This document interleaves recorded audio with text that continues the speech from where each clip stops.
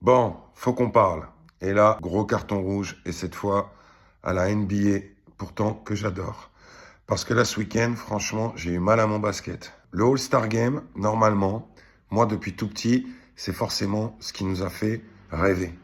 Toutes les stars réunies sur un terrain, un gros match, les concours, le concours de dunk mythique, le match des rookies, etc. Et il est vrai, sur les dernières années, mais ça c'était plus la faute des joueurs finalement que la NBA, il y avait beaucoup moins d'intensité, c'était open bar, zéro défense, les mecs limite s'écartaient pour permettre à la star de dunker.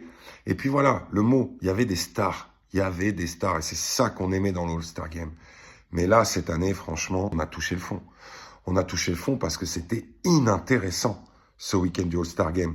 Ok, il y a eu les concours, 3 points, dunk, etc. Bon, ça reste à peu près mythique. Mais bon, faut voir les participants. Heureusement qu'il y a Damian Lillard. Même Tyler Hero, est-ce que c'est vraiment une star? Mais bon, ok.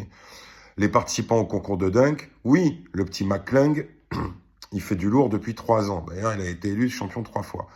Mais à part lui, et même lui, qui est entre la G-League et la NBA, ça dépend de l'année, est-ce que vraiment c'est représentatif, par exemple, des concours de dunk où on avait des Kobe Bryant, des Vince Carter? Je te parle même pas de l'époque où il y a eu le duel Jordan-Wilkins. Et d'ailleurs, c'était ridicule. Il y en a un, là, dont je me rappelle, le mec des Bulls, il a fait mais une dizaine d'essais. Il a même pas réussi à rentrer son dunk.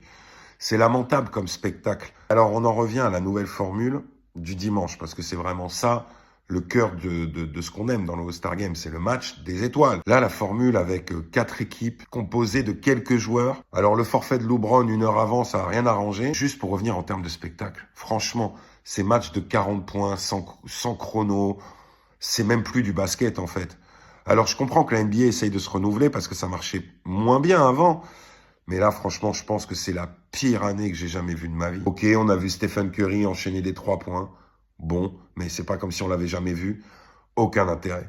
Donc si comme moi, vous êtes fan de basket, de NBA, que vous avez kiffé sous l'ère Jordan, sous l'ère Lakers avec Shaq et Kobe, Patrick Ewing, tout ce que tu veux, j'en oublie 1500 des joueurs, Hakeem Olajuwon, Hakeem the Dream et tout ça, et qu'on adorait les voir s'affronter, même si le match n'avait pas d'enjeu, là, qu'est-ce qu'on peut retenir de ce match? Rien du tout. Donc moi, je pense qu'il faut revenir à la formule d'avant et demander aux joueurs de vraiment mettre de l'intensité dans le match. Point. C'était juste ça, le point qu'il fallait changer. C'était sacrément décevant ce week-end et ouais, ça faisait mal à notre NBA quand même. Ciao.